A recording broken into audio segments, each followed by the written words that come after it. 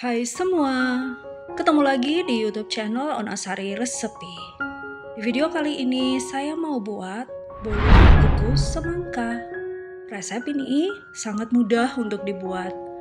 Namun kalian harus memperhatikan ada beberapa hal yang tidak harus dilakukan sehingga bolu kukus yang akan kamu buat tidak akan gagal.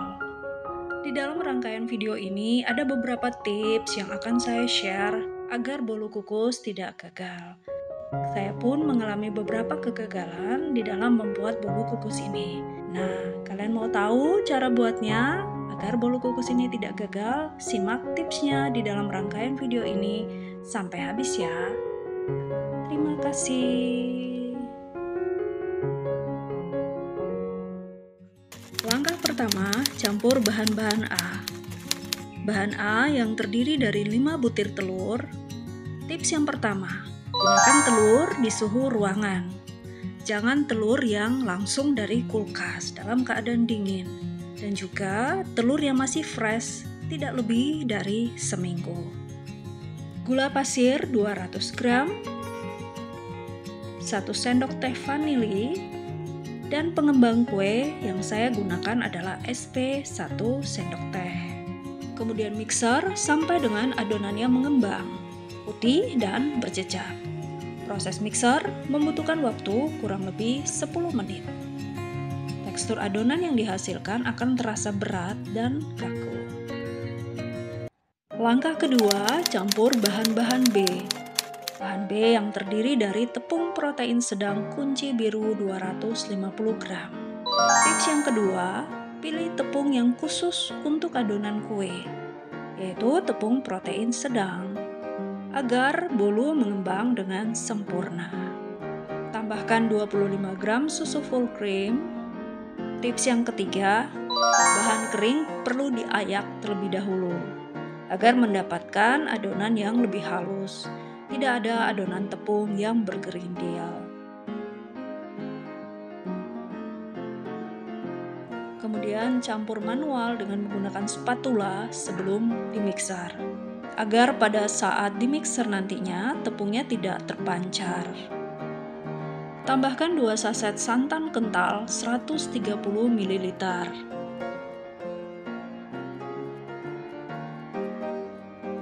Aduk kembali secara manual.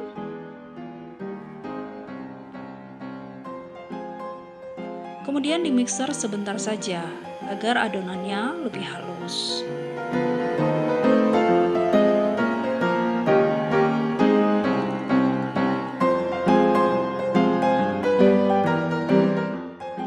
Tips yang keempat, setelah dimixer, aduk kembali adonan dengan menggunakan spatula. Ambil dari bagian dasar yang tidak bisa dijangkau oleh mixer. Tujuannya supaya tidak ada endapan dari cairan atau santan yang ada di bagian bawah, yang akan membuat adonan ini menjadi bantet. Langkah yang ketiga, bagi 3 warna adonan.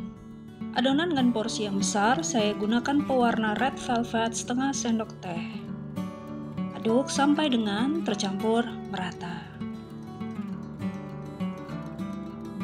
Kemudian untuk warna hijau, saya bagi menjadi 200 gram dan memberi warna perisa dan pewarna pandan sebanyak setengah sendok teh. Begitu juga dengan warna putih sebanyak 200 gram. Masukkan ke dalam plastik segitiga untuk mempermudah set ke dalam loyang. Langkah yang keempat, set ke dalam loyang kukus. Tips yang keempat, gunakan loyang yang ukurannya disesuaikan dengan banyaknya telur. Untuk telur 5 butir, harusnya menggunakan loyang ukuran 20. Namun, saya menggunakan loyang 24 yang harusnya untuk 7 telur, sehingga cake-nya tidak tampak penuh pada permukaan dari loyang tersebut. Tips yang kelima, olesi dengan minyak goreng pada loyang, agar tidak lengket. Kue atau bolu akan mudah dilepaskan dari loyang. Kemudian taburi dengan wijen hitam untuk memberi kesan buah semangka. Biji wijen hitamnya jangan tanggung-tanggung ya, lebih banyak sebenarnya lebih baik. Gunakan kuas untuk meratakan biji wijennya pada bagian sisi daripada loyang. Kemudian tuang adonan warna merah. Tips yang keenam, jangan lupa adonan diratakan dengan dihentakan agar adonan lebih merata, tidak tercampur dengan warna adonan yang lain. Di bagian ini saya tidak melakukannya sehingga adonannya tercampur karena di bagian dasar bolu tidak merata. Sisa wijen yang berlebihan di bagian pinggirnya bisa dipindahkan ke tengah-tengah dari adonan. Set adonan putih ke seluruh permukaan. Lagi-lagi karena loyangnya kebesaran, jadi adonan putih tidak cukup mengcover permukaan.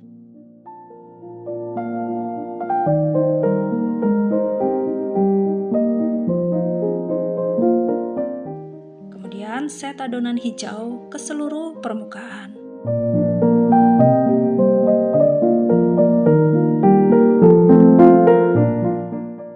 Kemudian hentakan loyang agar adonannya terset sempurna, tidak ada rongga udara. Lalu kukus di air kukusan yang terlebih dahulu sudah dididihkan. Tips yang ketujuh, tutup kukusan, ditutup rapat dengan kain agar air kukusan tidak merembes di atas dari bolu. Dan pastikan tidak ada celah pada tutup kukusan. Hal ini, tutup kukusan harus benar-benar rapat. Waktu mengukus selama 30 menit. Karena saya tidak menutup dengan rapat, maka permukaan dari bolu ini tidak mengembang dengan sempurna. Ada lekukan pada permukaannya. Tips yang ke-8, diamkan terlebih dahulu sampai di suhu ruangan baru bisa dilepas dari loyang, agar permukaan daripada bolu ini lebih mulus. Kesalahan yang saya lakukan, saya langsung melepas dari loyang dalam keadaan panas, sehingga permukaan dari bolu ini tidak mulus. Ada sedikit berlobang di bagian permukaannya. Bolu kukus semangka ini siap untuk disajikan. Semoga ke-8 tips yang sudah di-share ini bermanfaat buat teman-teman. Selamat mencoba resep ini, pasti akan jauh lebih cantik dan lebih lembut dan enak. Terima kasih sudah menonton.